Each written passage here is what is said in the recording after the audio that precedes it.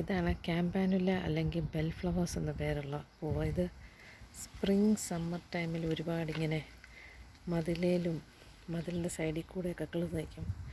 മര്യാദയ്ക്ക് നമ്മൾ പറിച്ച് നട്ടാൻ നോക്കിയാൽ ചിലപ്പം പിടിച്ച് കിട്ടത്തില്ലെന്നിരിക്കും. കാരണം ഇതിന് വെള്ളം കെട്ടി നിൽക്കരുത്.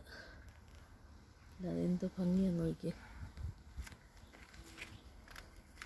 ഇങ്ങനെ ഒരുപാടിങ്ങനെ പൂത്ത് നിൽക്കുന്നത് കാണാൻ നല്ല രസം.